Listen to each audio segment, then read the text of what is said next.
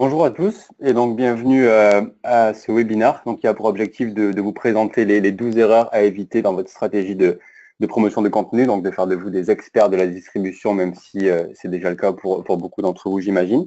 Donc, webinaire organisé par HubSpot et par Scoopit. Donc, on est ensemble à peu près pour 20 à 30 minutes pour ce webinaire. Donc, moi, je me présente, je m'appelle Mathieu Rouard, je suis Sales Development Manager chez Scoopit.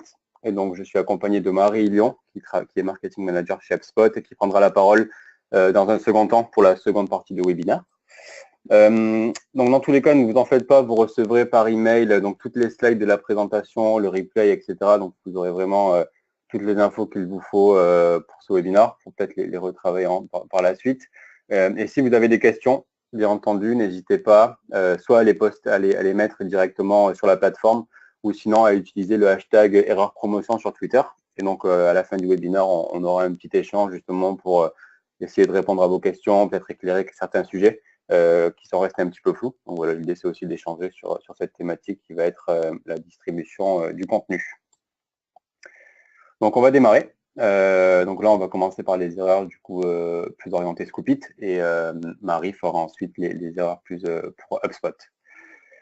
Donc la première erreur, ça va être ne pas avoir de stratégie de contenu avant de produire et donc de distribuer le contenu.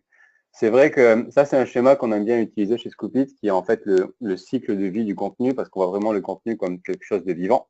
Donc forcément, vous allez voir la partie production, qui est le B.A.B.A., la partie promotion, distribution, analyse, amplification. On reviendra un petit peu sur ces termes-là un peu plus tard.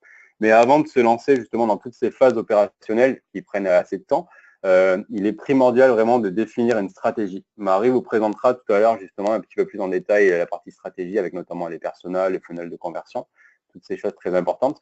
Mais c'est vraiment clé de réfléchir à tout ça, d'avoir un cadre, une vraie partie théorie avant de se lancer dans la production un petit peu tête baissée, parce qu'on verra tout à l'heure justement que ça peut ne pas fonctionner si vous passez pas par cette case vraiment stratégie. Et c'est vrai que du coup, le marketing de contenu, ça fonctionne bien, c'est super, mais la plupart des marketeurs n'obtiennent pas vraiment les résultats escomptés, ce qui peut être assez frustrant. Et donc, clairement, avec une stratégie de content marketing, vous allez pouvoir générer des leads, générer du trafic, être vu comme un leader d'opinion dans votre secteur d'activité. Et donc là, c'est quelques statistiques intéressantes justement qui ont été faites par HubSpot, qui expliquent que quand vous passez de 3 ou 4 articles de blog par mois à plus de 16, votre trafic et vos leads vont aussi continuellement augmenter. Donc, il y a clairement un facteur justement de volume de contenu, du contenu qualitatif pour avoir d'autant plus de résultats. Et donc, forcément, créer du contenu régulièrement qui a de l'impact, ça prend du temps et ça a aussi un coût. Forcément, le temps a un coût. Et donc, on se rend compte que seuls 30% des marketeurs estiment avoir une stratégie de marketing de contenu qui va être efficace. Donc, il y a les 77% qui trouvent que ils produisent du contenu, certes, mais ils n'arrivent pas forcément à atteindre leur objectif. D'où l'importance en amont de faire sa stratégie. Et la bonne nouvelle aussi, c'est que parmi ces 37% de marketeurs qui sont satisfaits à leur stratégie de content marketing, 89% d'entre eux estiment que, clairement, leur stratégie, c'est un facteur clé de succès. C'est grâce à ça qu'ils arrivent à atteindre leur objectif, à générer des leads, avoir un meilleur SEO, plus de trafic. Donc là, voilà, tout ça pour vous dire que la stratégie, c'est vraiment le B.A.B.A. C'est comme ça qu'il faut démarrer. Et une fois qu'on a bien fait cette partie stratégie, après, le cadre est défini, il n'y a plus qu'à dérouler. Et donc, vous allez forcément avoir un retour sur investissement qui va être positif, ce que toutes les entreprises vont attendre forcément, quoi. L'erreur numéro 2, donc ne pas planifier sa stratégie de distribution. En fait, on l'a vu tout à l'heure, pour que ça fonctionne, il faut avoir un certain volume de contenu. Si vous faites un article tous les mois, ça ne fonctionnera pas, vous n'allez pas avoir de résultats. Et donc, plus vous en faites, plus ce sera complexe. Ça, c'est clair. Et donc, ça, c'est un schéma aussi intéressant de HubSpot, je crois, qui montre bien que plus on va augmenter le volume d'articles de blog, et plus, du coup, le nombre la génération de leads va augmenter. Donc, voilà, le volume, c'est vraiment clé. Et donc, forcément, plus vous allez avoir de volume d'articles de blog, de volume de contenu, plus vous allez faire des partages sur les réseaux sociaux. Donc, forcément, vous allez peut-être partager sur les profils des sociétés, mais pourquoi pas aussi les profils des collaborateurs. Marie vous en parlera tout à l'heure. Donc, voilà, ça va être exponentiel. Si vous faites aussi des stratégies de repartage, ça va vous faire X tweets, messages Facebook, LinkedIn par article de blog. Même chose pour les newsletters. Donc, vous allez avoir plus de newsletters à faire. Et donc, en gros, s'il n'y a pas cette partie vraiment de planification, ça va rester artisanal et vous n'allez pas pouvoir industrialiser la démarche. Vous allez passer beaucoup de temps sur des tâches peut-être à faible valeur ajoutée, comme les partages sur les réseaux sociaux, alors que l'intérêt, c'est aussi de se focaliser sur la production de contenu qui va vraiment être clé. Donc, c'est vrai que souvent, un fichier Excel, ça peut faire le job au début, mais si vous voulez vraiment scaler, comme on dit en anglais, industrialiser la démarche, un outil de planification est vraiment clé pour réussir sur tout ça. Et donc là, si on schématise un petit peu, toujours avec ce schéma du cycle de vie du contenu, on peut voir que pour un article de blog, vous allez devoir donc le produire, le planifier, le distribuer, l'analyser, l'amplifier. Donc, ça fait beaucoup de travail. Et donc, forcément, vous allez devoir faire ça par article de blog. Et donc là, voilà, en gros, ça va vite être le bazar. Si vous vous organisez pas bien, vous allez peut-être devoir recruter des gens. Et donc, plus vous allez recruter, plus votre retour sur investissement va être aussi compliqué à être positif, pour être positif.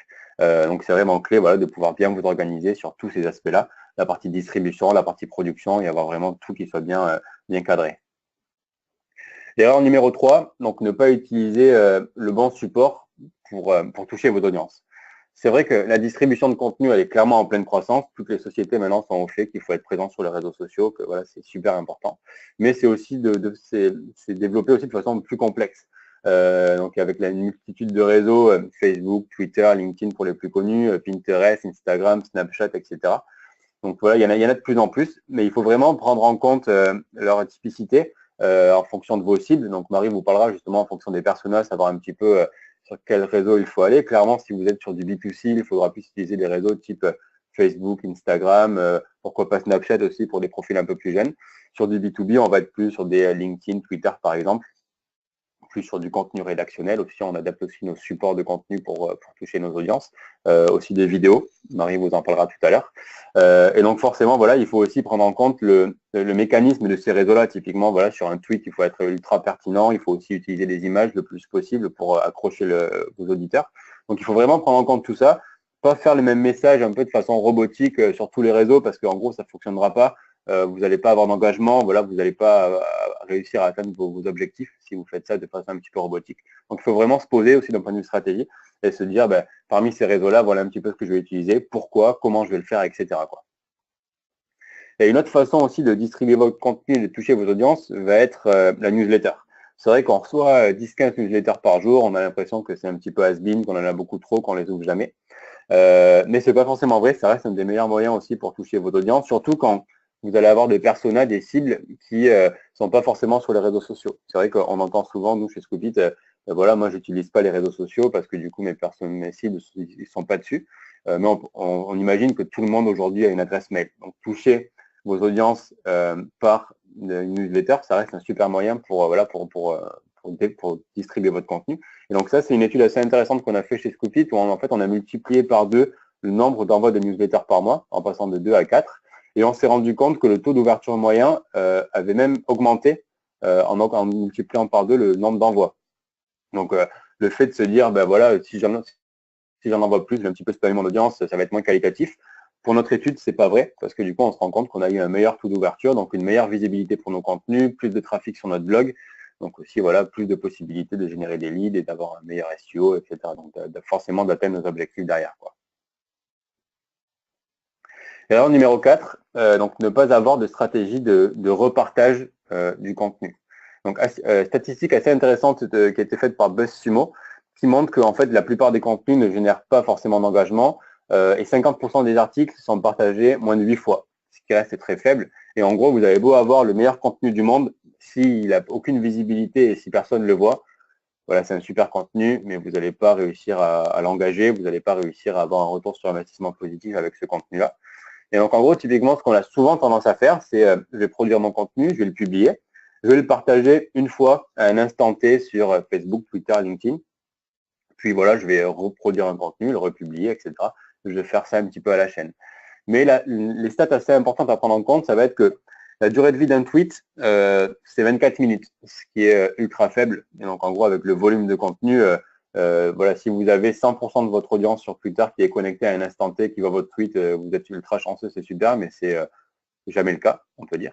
Et donc, en fait, partager une fois, ça ne va pas suffire parce que vous allez peut-être avoir un pourcentage très faible de votre audience qui va voir votre tweet à ce moment-là. Même chose pour Facebook. 2 à 6% de votre audience va voir votre post de façon organique à un instant T, ce qui est aussi ultra faible. Et donc, en fait, l'objectif de ces plateformes, c'est de monétiser leur visibilité et de vous forcer à sponsoriser vos articles pour qu'ils aient le plus de visibilité possible. Et donc, en fait, nous, ce qu'on prône, c'est justement d'avoir des vraies stratégies de repartage du contenu d'un article de blog. Donc, forcément, vous allez le publier, mais vous allez le distribuer plusieurs fois sur vos réseaux sociaux. Donc forcément, quand on dit plusieurs fois, on ne va pas le repartager 15 fois en 1 heure sur Facebook parce que là, clairement, ça va être du spam et voilà, il faut aussi faire ça de façon intelligente. Mais le repartager plusieurs fois sur plusieurs semaines à des jours et à des heures différentes aussi pour leur donner une pleine visibilité et pour toucher de façon organique toutes vos audiences. Donc là, on peut faire ça, bien entendu, quand c'est des articles sans saisonnalité. Typiquement, si vous faites un contenu merci d'être présent, merci d'avoir été présent à notre petit déjeuner. Cet article-là, vous n'allez pas le repartager pendant plusieurs semaines parce qu'il n'y a pas grand intérêt. Donc, c'est souvent sur des articles froids, evergreen, où vous le distribuez aussi par des newsletters. Et une fois que vous avez donné cette visibilité-là à vos contenus, vous allez aller analyser justement la performance. Donc, on reverra tout à l'heure justement un petit peu les KPI à prendre en compte. Puis, la partie amplification aussi, vous allez voir un petit peu quels sont les articles stars que je vais repartager. On s'attardera aussi sur cette partie amplification tout à l'heure. Donc, voilà, repartager le contenu, c'est vraiment super important.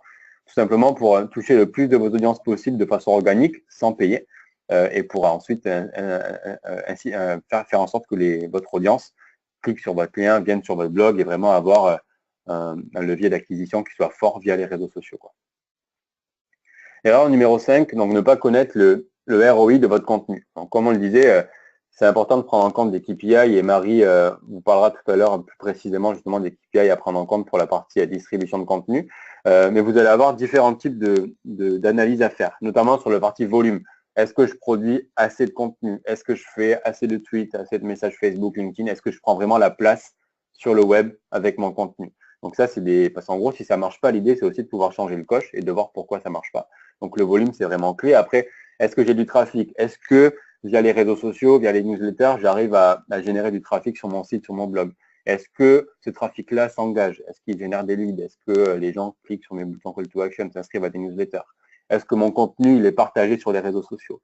Donc tout ça, il faut vraiment le prendre en compte pour ensuite, on va le voir justement, ça va nous amener à l'erreur numéro 6, pouvoir faire des actions derrière une fois que vous avez analysé tout ça. Et donc l'erreur 6, justement, ça va être de ne pas mettre en place d'action après l'analyse de votre contenu. Donc ça, c'est une matrice assez intéressante justement qu'on a mis aussi chez Scoopit, en gros, qui permet de mapper un petit peu les types de contenus par rapport au taux de conversion et au nombre de vues qu'ils peuvent avoir. Donc typiquement, en haut, ça va être des potentiels pépites. Et donc là, ça va être intéressant aussi. C'est des contenus qui ont un super taux de conversion, mais on se rend compte qu'ils n'ont pas forcément beaucoup de vues. Donc là, l'idée, c'est de se dire, Banco, je sais qu'à chaque fois que je vais les partager, ils vont avoir des vues, donc ils vont générer des conversions. Donc là, il va falloir plus les distribuer. Il va falloir, sur les réseaux sociaux, par des newsletters, mettre un petit peu de paquet, le paquet, bien entendu, de façon intelligente pour le distribuer le plus possible. En haut à droite, ça va être les tops. C'est les articles, ils ont un super taux de conversion, ils ont beaucoup de vues. Donc là aussi, plutôt que de rester comme ça, l'idée, ça va être vraiment peut-être de reproduire ce type de contenu, de réutiliser ces thématiques-là parce qu'on sait qu'elles intéressent vos audiences. Et à contrario, des contenus un petit peu loupés, où là, en fait, il n'y a pas de conversion, il n'y a pas de vue. Donc là, c'est peut-être un problème des lignes éditoriales, justement, de la stratégie qui a été un petit peu mal faite, ou alors peut-être, voilà, vous êtes par rapport au persona, vous n'avez pas forcément rédiger un article qui va intéresser votre audience. Donc là, il faut peut-être éviter justement de retraiter les thématiques telles que celle-là parce que ça n'intéresse pas les gens qui vous suivent. Et pour terminer, les points d'interrogation, où là, l'idée, c'est, voilà, vous avez des contenus qui font beaucoup de vues, mais qui ne vous apportent pas de conversion. Donc là, peut-être qu'en fait, Marie vous en reparlera tout à l'heure, mais vous avez fait un contenu assez éducatif pour, voilà, vos audiences sont dans une prise de connaissance, et vous demandez aux gens de faire une contact de demande commerciale, faire une demande de démo, quelque chose d'un peu plus agressif, alors que les gens sont juste là pour être éduqués et ils n'ont pas forcément envie de vous parler directement. Donc effectivement, les gens ne vont pas cliquer, ne vont pas s'engager, vous n'allez pas faire de conversion. Mais là, l'idée, c'est juste peut-être de changer ce call to action-là pour avoir quelque chose qui soit plus cohérent dans la totalité de votre article, quoi.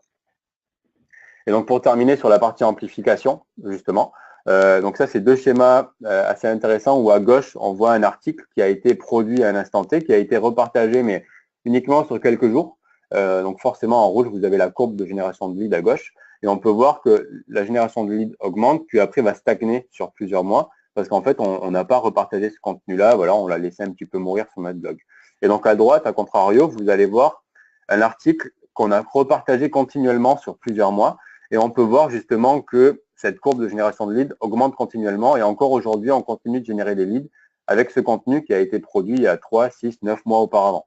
Donc, toujours pareil, c'est bien entendu des contenus qui n'ont pas de saisonnalité, mais c'est super intéressant justement de pouvoir les réutiliser pour tirer le maximum de chaque contenu que vous avez. Et la finalité, c'est vraiment avoir un retour sur investissement qui soit le plus positif possible.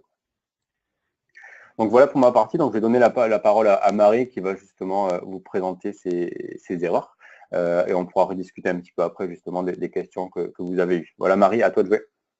La 7e erreur, c'est de ne pas connaître son audience ni d'adapter son message à son audience lors de la création de contenu. Donc, la question qu'il faut se poser, c'est pour qui est-ce que vous créez du contenu? Vous ne devez pas créer du contenu que vous aimez, mais vous devez créer du contenu que votre audience aime. Et pour cela, il faut prendre en compte les buyer personas. Les buyer personas, qu'est-ce que c'est? Ce sont une représentation semi-fictive de votre client idéal. Et pour créer vos buyer personas, pour les identifier, vous pouvez faire des recherches de marché et également étudier les données existantes sur vos clients actuels.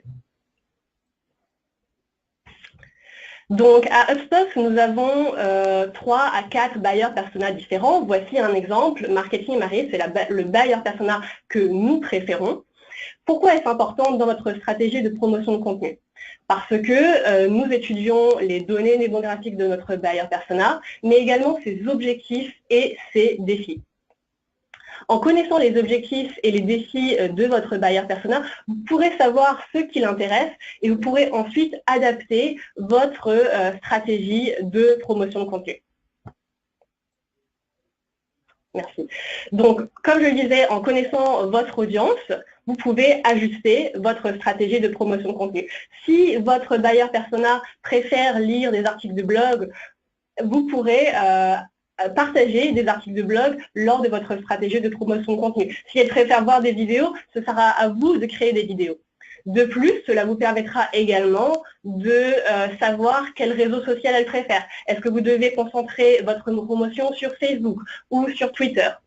Et vous saurez également à quel moment partager votre contenu. Est-ce que c'est plutôt dans la soirée et les week-ends si votre audience est plutôt B2C ou durant la journée si votre audience est plutôt connectée dans la journée durant les horaires de bureau. Il faut également avoir un message qui soit consistant et pertinent lors de votre stratégie de promotion de contenu. Le ton et les termes utilisés doivent être consistants. Par exemple, à HubSpot, nous avons créé un glossaire qui répertorie tous les termes que nous souhaitons utiliser lors de notre stratégie de promotion. Dans nos articles de blog, sur nos pages web, sur les réseaux sociaux. Par exemple, nous avons choisi de parler de inbound marketing et pas de marketing entrant. Nous avons choisi d'orthographier le mot email d'une certaine manière parce que nous voulons avoir un message consistant et pertinent pour que notre audience ne soit pas perturbée par différents messages qui leur arrivent sur les différents canaux. De plus, vous devez également avoir un design de marque qui soit adapté à votre entreprise. À HubSpot, vous l'avez remarqué, nous avons la couleur orange. Et c'est très important parce que ça permettra d'identifier votre entreprise. Avec un design de marque, vous pourrez permettre à votre audience d'identifier rapidement qu'il s'agit de votre entreprise, qu'il s'agit de votre société. C'est donc particulièrement important dans votre stratégie de promotion de contenu. Alors, la 8e erreur à ne pas commettre lors de la création de sa stratégie de promotion de contenu, c'est de ne pas adapter son message en fonction du processus d'achat. Donc, il existe 3 étapes dans le processus d'achat. Tout d'abord, l'étape de prise de conscience. Lors de l'étape de prise de conscience, votre audience aura commencé à identifier un problème auquel il ou elle fait face. Puis, en phase de considération, votre audience commencera à chercher une solution pour le problème auquel il fait face. Et enfin, en phase de décision, vous pourrez peu à peu lui présenter votre produit ou votre service. Un exemple. Nous avons ici, imaginons que j'ai une entreprise qui a comme produit un outil de planification sur les réseaux sociaux à destination des marketeurs. Je peux créer plusieurs types de contenus. Cependant, mes contenus doivent s'adapter en fonction du processus d'achat. Je ne veux pas présenter mon produit ou mon service à une personne qui n'a jamais entendu parler de ma marque ou de mon entreprise. Merci. Ensuite, vous devez également, donc, comme nous l'avons dit, adapter le contenu, mais également adapter le format de votre contenu dans votre stratégie de promotion. Dans la phase de prise de confiance, vous pouvez adopter un format qui soit assez simple à consulter, comme des livres blancs ou des e-books ou même des vidéos.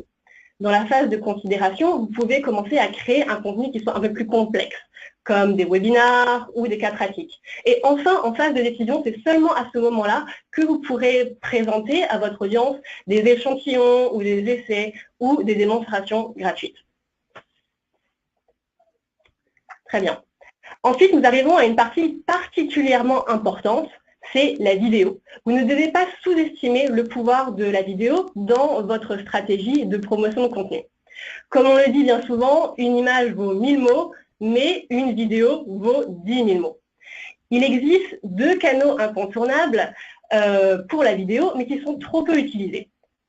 Il s'agit de YouTube et Facebook Live. Alors, environ 2 tiers du trafic mondial des données correspond à des vidéos et 52% des marketeurs considèrent qu'une vidéo, c'est le contenu qui a le meilleur retour sur investissement. Pourtant, la vidéo est toujours trop peu utilisée. Pourquoi? Certainement parce que il y a quelques années, les vidéos sont plus difficiles à mettre en place. Il y a quelques années, il s'agissait des articles de blog. Maintenant, les articles de blog sont très faciles à créer.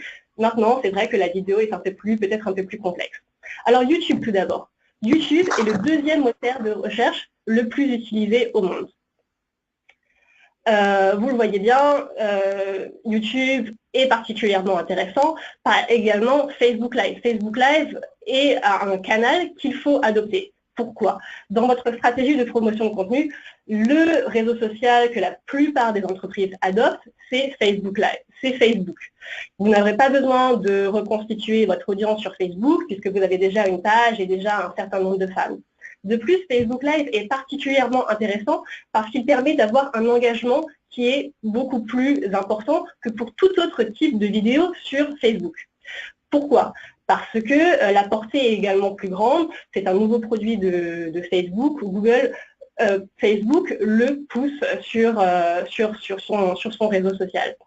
De plus, à chaque fois que vous créez une vidéo sur Facebook Live, la majorité de votre audience aura une notification qui leur permettra de les informer que vous êtes actuellement en direct. Alors, comme vous l'avez vu sur cette live, vous ne devez pas non plus oublier que vous pouvez ajouter des sous-titres à vos vidéos. Même si vous avez une audience française et un contenu en français, de plus en plus sur Facebook notamment, les personnes ne cliquent plus pour visionner une vidéo avec le son, mais elles regardent simplement la vidéo dans leur fil d'actualité. C'est un peu ce qu'on dit, ce qu'on appelle le retour du film muet. Vous pouvez ajouter des sous-titres pour faire la promotion de votre contenu et atteindre une audience beaucoup plus grande. Merci. Alors la 10e erreur à ne pas commettre, c'est de négliger le pouvoir du co-marketing et du marketing d'influence. Tout d'abord, le co-marketing. Le co-marketing est particulièrement important et je vous vais montrer un exemple de partenariat co-marketing. Alors ici, il s'agit d'un exemple de partenariat co-marketing que nous avons réalisé avec Scoopit. Vous le voyez bien, avec Scoopit, il y a quelques mois, nous avons réalisé un e-book. Cet e-book a été mis sur une page de destination sur le site de HubSpot et HubSpot l'a partagé de son côté à son audience et Scoopit a fait de même avec son audience.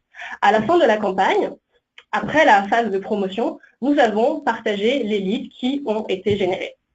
Cependant, il existe 4 commandements pour un partenariat co-marketing. Tout d'abord, le partenaire ne doit pas être un concurrent.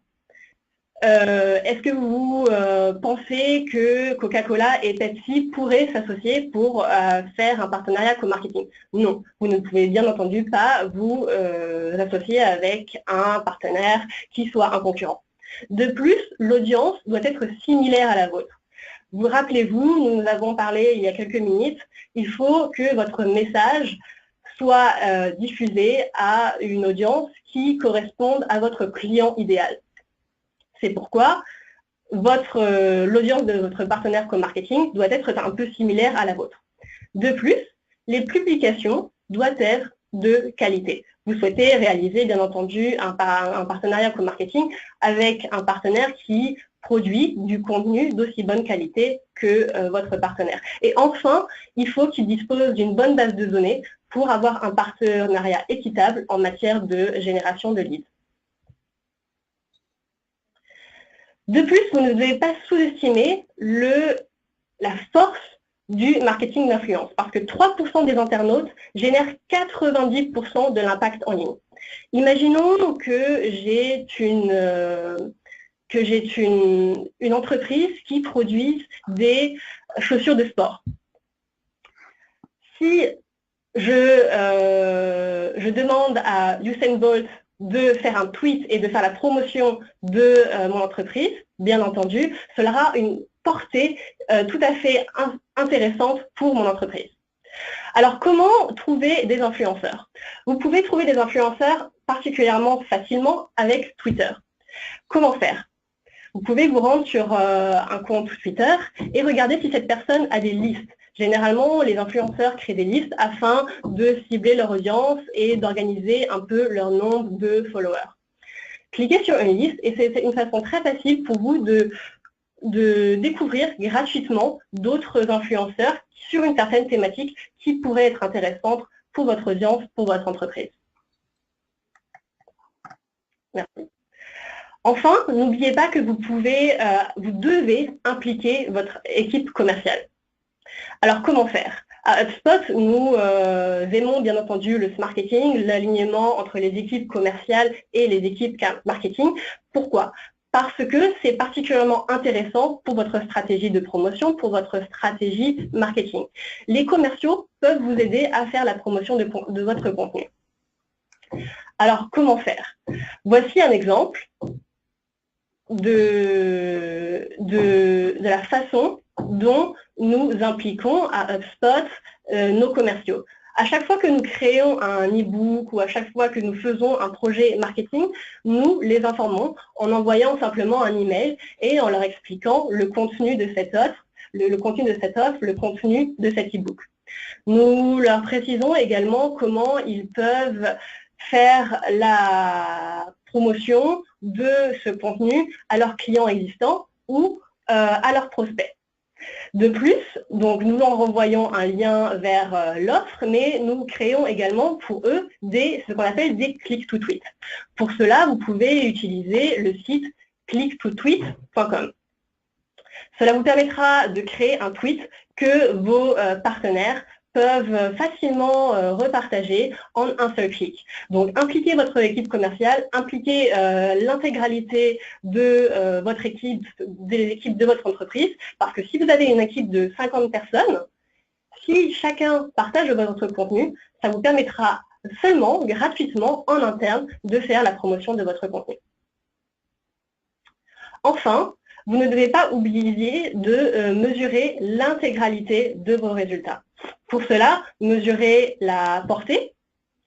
Donc, vous le savez bien, certains réseaux sociaux, notamment Facebook, ont une portée limitée. Vous pouvez avoir 100 fans sur Facebook, cependant, vous n'atteindrez pas l'intégralité de votre audience. Sur Facebook, en moyenne, vous atteignez de 4 à 12% de votre audience.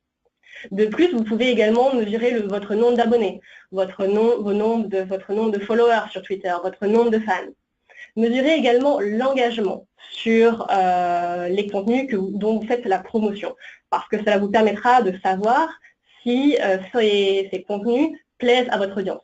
Si vous recevez peu d'engagement, vous devrez peut-être analyser quelle est la raison, est-ce qu'il faudra peut-être adapter votre stratégie de promotion de contenu.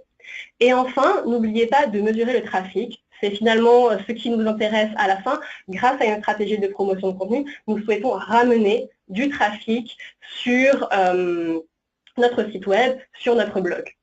Et ce trafic doit être bien entendu de qualité, il doit correspondre à votre audience, il doit permettre de réaliser des conversions pour ensuite générer des leads et des clients. Enfin, n'oubliez pas de suivre les résultats de votre stratégie de promotion tout au long de l'entonnoir de vente. Cela vous permettra d'avoir une idée plus claire et de savoir quel réseau social, peut-être Facebook, Twitter, LinkedIn, ou quelle source, est-ce qu'il s'agit plutôt de votre newsletter, est-ce qu'il s'agit plutôt du trafic référal ou du trafic organique, qui vous permettra de générer du trafic, mais également des leads et des clients. Merci. Alors, nous arrivons à la fin de cette première partie. Si vous avez des questions, n'hésitez pas à nous les poser directement dans la plateforme. Ouais, j'ai vu qu'il y avait déjà quelques questions. Du coup, on va en prendre quelques-unes. On ne pourra malheureusement pas toutes les prendre. Mais dans tous les cas, donc j'ai vu une question aussi qui disait est-ce qu'on aura la présentation? Donc on vous enverra tout ça par mail, vous en faites pas. Et vous aurez aussi nos coordonnées, donc si vous souhaitez en rediscuter un peu plus en détail, etc., on est bien entendu à votre disposition. Donc là, j'ai une question de Philippe qui demande justement par rapport à la portée organique de Facebook. Donc c'est vrai qu'on disait entre 2 et 6% ou entre 7 et 12%, ça dépend un petit peu aussi du contenu que vous publiez. Mais c'est bien entendu, en fait, c'est pas en termes de SEO, mais c'est l'apparition du contenu dans votre fil d'actualité, parce que Philippe demandait quid de la portée organique Facebook dont vous parlez, est-ce la portée SEO ou bien la proportion d'apparition dans le fil d'actualité? Donc c'est bien justement le fait que votre audience voit ou non votre contenu sur votre mur Facebook, quoi. Voilà un petit peu la nuance. Donc on ne parle pas de SEO, mais vraiment d'apparition de façon organique sans payer sur le mur Facebook de votre audience, quoi. Tout à fait, puisque l'algorithme de Facebook, malheureusement, Facebook, il souhaite que vous payiez pour atteindre une audience plus élevée, l'intégralité de votre audience. Et c'est le principe, si vous souhaitez atteindre l'intégralité de votre audience, il faudra payer, sinon vous, en organique, si vous dire sans payer, vous n'atteindrez que de 4 à 12% de l'intégralité de vos fans, de votre audience. Et donc du coup, juste pour enchaîner sur cette thématique, il y a une question de Alice aussi qui disait OK pour Twitter, le repartage du contenu justement pour essayer de pallier à cette faible portée organique. Mais pour LinkedIn, ne risque-t-on pas d'avoir un fil avec plusieurs fois les mêmes articles? Donc c'est vrai que c'est une excellente question et cette stratégie de repartage, elle prend aussi sens quand vous produisez plusieurs articles par semaine. C'est vrai que si vous produisez un article par mois, que vous n'avez pas forcément la matière pour redistribuer plusieurs fois vos contenus, ça peut être assez redondant. Mais quand vous avez plus de volume, ça permet justement de jongler, de ne pas repartager tout le temps les mêmes articles. Et après, comme on disait, il faut aussi prendre en compte la typicité du contenu. Par exemple, nous, sur Twitter, chez Scoopit, on fait plusieurs tweets parce que le réseau aussi veut ça, avoir ce volume de contenu, alors qu'on en fait peut-être 2 fois moins sur LinkedIn parce que justement, il y a moins de volume de contenu. Donc, il faut aussi s'adapter. Mais c'est vrai que quand vous allez industrialiser la démarche, plus vous allez avoir de volume de contenu et plus vous allez pouvoir et plus vous allez devoir aussi repartager régulièrement tous ces articles-là sur vos réseaux, quoi. Parfait. Du coup, il y là, avait également une... Oui, vas-y. Ouais. Sur la partie vidéo, je vais te laisser y répondre, Marie, sur peut-être des outils pour justement créer les vidéos et aussi sur le Facebook Live. Est-ce qu'il y a des préparations en amont? Je sais que Marie, vous en faites pas mal chez HubSpot. Peut-être tu peux expliquer un petit peu comment tu t'organises pour mettre en place ces Facebook Live, parce qu'il y a quelques appréhensions justement sur le live, etc. Comment ça se passe? Effectivement, alors le live fait toujours un peu peur. C'est vrai que c'est difficile de passer en live et d'être directement devant la caméra. Cependant, c'est aussi ce qui fait l'attrait du direct. Vous pouvez créer un contenu qui soit un peu plus en accord avec votre audience, qui permette de montrer directement ce que votre entreprise fait. Ça la permet de créer un lien un peu plus direct. Cependant, en ce qui concerne la préparation, oui, il y a une petite préparation à faire. Alors, je pourrais vous envoyer un article de blog du blog de HubSpot qui détaille un peu comment préparer votre Facebook Live, mais n'oubliez pas que vous pouvez préparer un peu votre thématique, pas besoin d'aller sur la caméra et d'improviser l'intégralité de votre contenu. Ayez bien des grandes lignes définies. Et ensuite, en ce qui concerne le setup technique, vous devez mettre un titre sur le Facebook Live, éventuellement mettre un lien pour rediriger les personnes vers une page de votre Facebook Live. Et ensuite, c'est vraiment très simple. Vous n'avez simplement qu'à presser le bouton « Passer en direct », vous aurez un décompte 3, 2, 1 et vous serez en live. Alors, il y a une petite différence entre une page personnelle sur Facebook pour Facebook Live et une page entreprise. Sur une page personnelle, vous pouvez restreindre l'audience. C'est-à-dire que vous pouvez vous entraîner et faire des Facebook Live, par exemple, en privé. Cependant, sur une page entreprise, le Facebook Live sera directement public. Donc, entraînez-vous un petit peu en créant une page de test. C'est ce que nous faisons à Facebook, c'est ce que nous faisons à HubSpot. Nous avons créé une page Facebook de test qui vous permettra de vous entraîner et ensuite de faire le vrai Facebook Live sur votre page entreprise pour éviter quelques petites erreurs. Du coup, c'est vrai qu'on a beaucoup de questions, ce qui est super. Donc là, je vais juste prendre une question de Clara qui dit justement que les réseaux sociaux, en fait, c'est des outils complémentaires dans la stratégie de marketing de contenu. Donc, je dirais même plus que complémentaire. En gros, c'est vraiment partie prenante de votre stratégie de marketing de contenu. Et quand on dit donc content marketing, marketing contenu, il y a vraiment le mot marketing. L'idée, c'est pas que de produire du contenu, mais aussi de lui donner une pleine visibilité et d'aller toucher vos audiences. Donc, clairement, si vous le faites pas, c'est une erreur et vous n'allez forcément pas réussir à atteindre vos objectifs. Il y a aussi une notion sur le repartage et la republication. C'est une bonne question et quand on dit repartage, c'est pas republier un article sur votre blog parce qu'il faut faire super attention et il ne faut pas dupliquer le contenu. Sinon, au niveau de votre SEO, vous allez être blacklisté par Google, etc. Ça peut avoir des répercussions assez négatives sur votre visibilité. Donc, en fait, c'est juste, vous avez un article sur votre blog, vous l'avez publié une seule fois et vous le repartagez sur Twitter, Facebook, LinkedIn en lui donnant de la visibilité. Mais vous ne republiez pas votre contenu plusieurs fois sur les réseaux sociaux, quoi. Parfait. Je ne sais pas si tu as d'autres questions. Donc après, là, j'ai une question assez rapide toujours sur stratégie de marketing de contenu. Peut-elle se faire uniquement sur les réseaux sociaux? Bonne question aussi. Je pense que ça dépend beaucoup de votre cible. C'est vrai que et de vos objectifs aussi. En gros, sur du B2B, je pense que le fait d'avoir un hub de contenu, on appelle ça un blog, un endroit où vous pouvez si vous souhaitez que les gens laissent leurs coordonnées, etc., c'est super important de les inciter à aller sur votre site web à vous. Après, si vous êtes beaucoup plus sur du B2C ou sur de l'engagement, sur du brand content aussi, les réseaux sociaux, c'est un super vecteur et vous pouvez uniquement faire des vidéos sur les réseaux sociaux, quoi. Donc, ça dépend beaucoup de votre stratégie, mais on en voit de plus en plus des marques aussi, surtout en B2C, qui utilisent quasiment uniquement les réseaux sociaux pour véhiculer leurs messages et pour développer leur image de marque. Et on est moins sur de la génération de leads parce qu'aussi de la génération de leads, ça va inciter les gens à aller sur votre site web, à cliquer sur des call to action, sur des boutons pour laisser leurs coordonnées après derrière, quoi. On nous demande également si nous conseillons le sponsoring. Oui, vous pouvez bien entendu, vous pouvez faire du sponsoring. Nous ne l'avons pas, je ne l'ai pas mentionné dans la présentation puisque cela ne correspond pas forcément à l'inbound marketing. Mais oui, vous pouvez en faire. Cependant, je vous recommande d'essayer d'abord de créer une relation avec des influenceurs pour avoir un partenariat qui soit plus ou moins gratuit ou en échange d'un certain produit ou d'une visibilité sur votre site web.